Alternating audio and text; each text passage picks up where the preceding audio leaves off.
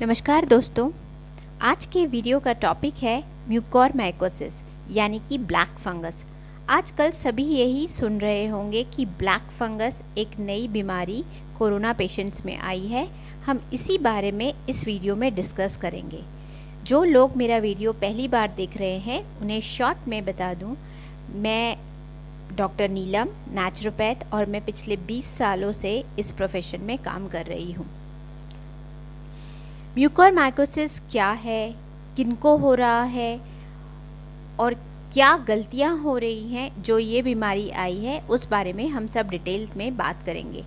पिछले 2 वीडियोस में मैंने कोरोना से रिलेटेड उसके सिम्टम्स, प्रिवेंशंस, डाइट, वैक्सीन्स के बारे में डिटेल में आपको बताया था। वैक्सीन्स की अब और नई अपडेट्स आ चुकी हैं, उसके बारे में हम नेक्स्ट कुछ वीडियोस में डिस्कस करेंगे। आज ब्लैक फंगस जो कि एक डेडली डिजीज़ बन चुका है, इसके करीब 200 केसेस इंडिया में आ गए हैं और इसकी मॉर्टेलिटी रेट आज के तारीख में सिर्फ 50% है। यानी हम करीब सिर्फ 50% पेशेंट्स को ही बचा पाते हैं। वो भी डिपेंड करता है कि वो पेशेंट्स किस कंडीशन में डॉक्टर्स के पास पहुँचे हैं। ब्लैक फंगस हमारे इन्वायरमेंट में पहले से प्रेजेंट है। वेजिटेबल्स में, फ्रूट्स में, अचार या मुरब्बे जो ख़राब हो जाते हैं, जिनके ऊपर फंगस जम जाती है, वो ब्लैक फंगस ही होती है। बट हम उसे नॉर्मली ऊपर से हटा के यूज़ कर लेते हैं और हमारी इम्यूनिटी अच्छी होती है तो उसे हम डाइजेस्ट कर लेते हैं। बट कोरोना के चलते हमारी इम्यूनिटी बहुत डाउन हो चुकी है। कुछ स्ट्रेस और कुछ कोरोना, ये दोनों रीज़न है जिसके कारण ब्लैक फंगस अब बहुत ज़्यादा केसेस देखने को मिले हैं। ये पहले भी थे बट ना के बराबर, पर अब इम्यूनिटी बहुत लो होने के कारण ये बीमारी बहुत रफ्तार से बढ़ रही है और बहुत ज़्यादा देखी जा रही है। ये फंगल इन्फेक्शन उन लोगों में ज़्यादा देखा गया जो कि स्टेरॉइड्स को बिना किसी गाइडेंस के लिए जा रहे हैं। कोरोना पेशेंट्स जो कि बिना किसी डॉक्टर की सलाह के या कुछ डॉक्टर्स भी उसे फर्स्ट डे से दे रहे हैं, उन पेशेंट्स में ये बीमारी ज़्यादा देखी जा रही है। Miss use of steroids. Please steroids लेने से पहले आप एक अच्छे डॉक्टर से कंसल्ट करें। बिना डॉक्टर के कंसल्ट किए कोई भी स्टेरॉइड्स ना लें। स्टेरॉइड्स का अगर आपकी बीमारी ज़्यादा बढ़ती है तो स्टेरॉइड 6th या 7th डे से स्टार्ट किया जाता है, जो कि मिनिमम डोज रहता है और वो भी डॉक्टर डिसाइड करेगा कि किसकी क्या कंडीशंस हैं। हाइजीन बहुत ज़रूरी है। जिन्हें कोरोना हो चुका है वो 24 आवर्स के लिए मास्क लगा के रखें, सॉइल के पास ना जाएं, प्लांट्स को टच ना करें। कुछ 15-20 दिन ये ध्यान रखने की बहुत ज़रूरत है क्योंकि उनकी ऑलरेडी इम्यूनिटी बहुत कम है जो हॉस्पिटल से ठीक होकर आए हैं, क्योंकि वो बहुत ही लंबे समय तक आईसीयू में रहे हैं या उनका जो ऑक्सीजन जिनको ह्यूमिड कंडीशंस में ऑक्सीजन बहुत लंबे समय के लिए लगा है, उन्हें ये बीमारी होने के चांसेस बहुत ज़्यादा हैं। अपने आसपास हाइजीन बहुत ज़्यादा रखें क्योंकि ब्लैक फंगस ऑलरेडी हमारे इन्वायरमेंट में बहुत ज़्यादा है, खासकर मिट्टी में और प्लांट्स में। तो वहाँ से अपने आप को बहुत दूर रखें। ये सोचकर बिल्कुल भी ना घूमें बिना मास्क के कि हमें कोरोना हो चुका है, अब हमें थोड़े दिन तक तो कोरोना नहीं होगा। ऐसा कुछ भी नहीं है। अब ये नई बीमारी, ये फंगल इन्फेक्शन है, ये बहुत ही रिस्की है और इससे पेशेंट्स को बचाना बहुत मुश्किल होता है। जैसे मैंने पहले भी बताया कि इसकी मॉर्टेलिटी रेट जो है 50% ही है। ये उन्हीं लोगों को होता है जहां हाइजीन ठीक नहीं है, जो कोरोना से अभी बहुत लंबे समय के बाद हॉस्पिटल से आए हैं, जो आईसीयू में बहुत लंबे समय तक रहे हैं, जिनको ऑक्सीजन बहुत लंबे समय तक दिया गया है, या जिनका डायबिटिक्स लेवल बहुत ही हाई रह रहा है, जो ऑलरेडी एंटीवायरल्स या एंटीबायोटिक्स पे चल रहे हैं। उन सभी को ये बहुत ज़्यादा रिस्क है बिकॉज़ जो या मिसयूज़ ऑफ स्टीरॉइड्स, जो कि बहुत लंबे टाइम तक स्टीरॉइड्स को लगातार ले रहे हैं और बहुत हैवी डोज में भी ले रहे हैं, इन सभी को ये रिस्क बहुत ज़्यादा है। इसलिए प्लीज़ स्टीरॉइड्स को बिना कंसल्ट किए ना लें। और डायबिटिक पेशेंट्स जो हैं वो बहुत अपना ध्यान रखें, ज़्यादा से ज़्यादा मास्क लगाएं, अपने आसपास हाइजीन का बहुत ध्यान रखें। और अगर वो कोरोना से हॉस्पिटल से ठीक होकर आए हैं तो प्लांट्स के आसपास बिल्कुल ना जाएं, सॉइल के आसपास ना जाएं। अपने आप को एक बहुत ही हेल्दी एनवायरनमेंट में घर पे रखें और बाहर कम से कम ही जाएं और बहुत प्रिकॉशंस के साथ जाएं।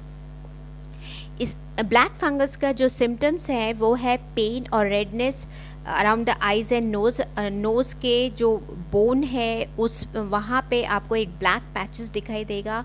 आइज़ जो है वो बहुत ही ब्लरी विजन या बहुत ज़्यादा स्वेलिंग, उसकी मूवमेंट बंद हो जाती है।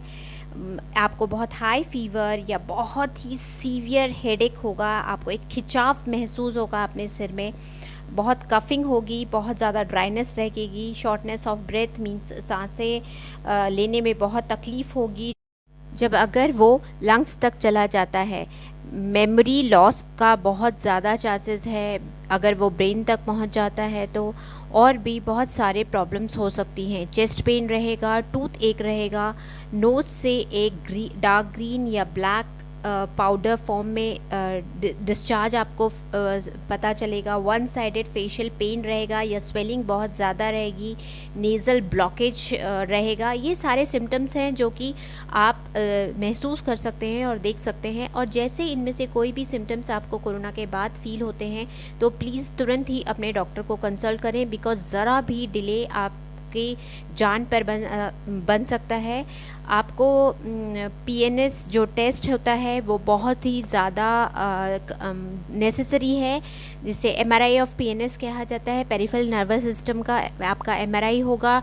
ईएनटी स्पेशलिस्ट को तुरंत दिखाइए, बिकॉज़ वही है जो कि सर्जरी करके इसे ठीक कर सकते हैं। वो कम्प्लीटली मेडिसिन से ठीक नहीं होता है, इसकी मेडिसिन भी काफ़ी कॉस्टली रहती है और अब केसेस बहुत ज़्यादा बढ़ गए हैं तो मेडिसिन मिलना भी बहुत मुश्किल हो गया है। पहले ये केसेस बहुत कम थे, इसलिए इसकी मेडिसिन्स भी ईज़िली अवेलेबल थी, बट अब केसेस बहुत ज़्यादा और अचानक बढ़ने के कारण इसकी मेडिसिन्स मिलना बहुत मुश्किल हो गई हैं और बहुत कॉस्टली हैं। तुरंत ही अपने ईएनटी स्पेशलिस्ट को दिखाइए। और जहाँ तक है इसके चांसेस ठीक होने के तभी रहते हैं जब सर्जरी की जाती है। ये फंगस ब्लड में जाकर ब्लॉकेज करता है और बहुत ही जल्दी स्प्रेड होता है। इसके आउटकम्स बहुत ही बुरे हैं अगर जल्दी इसे डायग्नोस नहीं किया गया तो। इसलिए तुरंत ही जैसे ही आपको इनमें से कोई भी सिम्टम्स आफ्टर कोरोना समझ में आता है, तुरंत आपको डॉक्टर के पास जाना पड़ेगा और ईएनटी स्पेशलिस्ट को दिखाना पड़ेगा। इसके बहुत कम चांसेस होते हैं ठीक होने के। क्या क्या आप करें जिससे कि इस फंगस से बचे रह सकते हैं, वो है फर्स्ट, डायबिटिक पेशेंट्स अपने इंसुलिन पे बहुत ज़्यादा, अपने डायबिटीज़ पे बहुत ज़्यादा कंट्रोल रखें। ब्लड शुगर को बिल्कुल कंट्रोल में रखते हुए उसे चेक करते रहें बराबर। स्टेरॉइड्स का प्लीज़ फर्स्ट डे से इस्तेमाल ना करें, कम से कम स्टेरॉइड्स लें और बिना डॉक्टर के गाइडेंस के स्टेरॉइड्स बिल्कुल भी ना लें। लेते भी हैं तो अगर आप होम आइसोलेशन में हैं और आपको डॉक्टर्स कहते हैं तो उस डर और स्ट्रेस के कारण आप उस स्टेरॉइड्स को 15-20 दिन या 1 महीने तक ना लें। हर स्टेरॉइड्स का अपना एक टाइम है, 5-7 दिन लिया जाता है और आपको डॉक्टर खुद बताएगा कि कितने दिन के लिए लेना है। अपने मर्ज़ी से स्टेरॉइड्स को ना लें। बहुत ही क्लीन वाटर का इस्तेमाल करें, ऑक्सीजन के टाइम पे स्टेरलाइज वाटर का यूज़ करें, सॉइल के पास ना जाएं, प्लांटेशन या गार्डनिंग उस वक्त बिल्कुल भी ना करें। बहुत एंटीबायोटिक्स या एंटी फंगल्स ना खाएं। जो ऑलरेडी बहुत टाइम से खा रहे हैं उन्हें बहुत ज़्यादा अपना ध्यान रखना है। मास्क का ज़्यादा से ज़्यादा यूज़ करें, सैनिटाइज़र का बहुत ज़्यादा से ज़्यादा यूज़ करें, तभी हम से बचे रह सकते हैं। ऐसा नहीं है कि जिन्होंने स्टीरॉइड्स खा लिए हैं या जिन्हें जो ये डायबिटिक पेशेंट्स हैं या कैंसर पेशेंट्स हैं या जिनको कीमो चल रहा है, उन पे रिस्क बहुत ज़्यादा है, नो डाउट। बट वो अगर ये प्रिकॉशंस लेते हैं, प्रॉपरली मास्क लगाते हैं, डबल मास्किंग करते हैं इस टाइम पर, प्रॉपर सैनिटाइज़ करते हैं, और सॉइल या वेजिटेबल्स या सड़े कोई भी, आपको कोई भी वेजिटेबल, कोई भी फ्रूट या कोई भी अचार ऐसा लगता है कि उसमें फंगस आ गई है तो उसे प्लीज़ थ्रो कर दीजिए। ऐसा नहीं कि उसको आधा काट लिया, या आलू ख़राब है तो आधा आलू काट के हमने आधा खा लिया, या आधा टमाटर काट के आधा थ्रो करके आधा खा लिया। प्लीज़ ऐसा बिल्कुल ना करें। इस वक्त बहुत ज़्यादा प्रिकॉशन की ज़रूरत है। आपको ज़रा भी कोई भी वेजिटेबल या कोई भी फ्रूट ख़राब लगता है उसे पूरा फेंक दीजिए, क्योंकि फंगस है, कहाँ तक पहुँचा हुआ है हमें हो सकता है नहीं दिख रहा हो, बट उसके कहाँ तक गया हुआ है हमें नहीं मालूम है। तो इन सब चीज़ों का बहुत ध्यान रखिए, और हम इसी तरह से बचे रह सकते हैं उस फंगस से। कोई भी सिम्टम्स दिखने पर तुरंत ही ईएनटी स्पेशलिस्ट के पास जाइए।